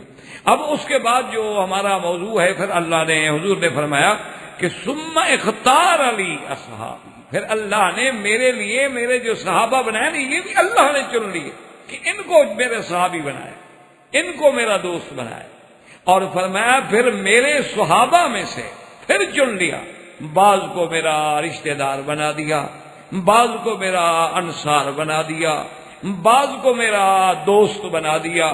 تو یہ سارا چناؤ جو ہے اللہ تبارک و تعالیٰ کی طرف سے ہے۔ تو خیر امت میں خیر جماعت، اور افضل جماعت جو ہے وہ اصحاب رسول اللہ صلی اللہ علیہ وسلم کی ہے، اور اسی پہ الحمدللہ دروس سابقہ میں آپ سن چکے ہیں کہ قرآن مقدس نے ان کے لیے کوئی ایسا لفظ نہیں مدح و ثنا کا جو اللہ نے حضور کے اصحاب کے لیے نہ استعمال فرمایا ہو۔ کہیں ان کے بارے میں آیا یا مومن ہیں، کہیں فرمایا مومنون حقا ہیں، کہیں فرمایا صادقون ہیں، کہیں فرمایا مفلحون ہیں، کہیں فرمایا یہ عباد الرحمان ہیں، کہیں فرمایا یہ میرے مدنی کے ساتھی ہیں، کہیں فرمایا یہ محمد مدنی کے سابقون اولون مہاجرین و انصار میں ہیں، کہیں فرمایا ان سے میں راضی ہو گیا، کہیں فرمایا یہ مجھ سے راضی ہو گئے، کہیں فرمایا ان کے لیے میں نے ایسے باغ تیار کر رکھے ہیں جن کے نیچے نہریں بہتی ہیں۔ یعنی کوئی ایک وصف ہے جو اللہ نے قرآن میں صحابہ کی بیان نہ کی۔ یہ سارے الحمدللہ دروس آپ سن چکے۔ اب اس کے بعد بات یہ تھی کہ پھر صحابہ دشمنی کی کیا وجہ، تو اس کا میں نے عرض کیا تھا کہ اس کے دو حالات، ایک تو وہ دشمنی ہے جو کفار و مشرکین نے کی، اسی لیے میں نے عرض کیا تھا کہ تھوڑا سا ذہن میں رکھتے جائیں گے انشاءاللہ ثم انشاءاللہ، کیونکہ یہ صحابہ کا مقام کوئی ایسا چھوٹا مقام نہیں ہے حضرت حسین رضی اللہ تعالی عنہ یعنی نواسہ رسول پاک اور ابن علی ابن سیدہ فاطمہ الزہرا سے کسی نے پوچھا کہ اصحاب رسول کے بارے میں حضرت حسین آپ کیا فرماتے ہیں؟ تو آپ نے فرمایا حب اساس الاسلام حب اصحابہ و اہل بیتہ، فرمایا اسلام کی بنیاد اگر ڈھونڈو نا تو وہ صحابہ کی محبت و اہل بیت کی محبت میں ہے، اگر اس صحابہ کی محبت نہیں تو گویا اسلام کی بنیاد ہی ختم ہو۔ یہ حضرت حسین رضی اللہ تعالیٰ عنہ۔ احباب کرام، اس کے بعد اب آپ اس مبارک سلسلے کی CD نمبر 4 سماعت فرمائیں۔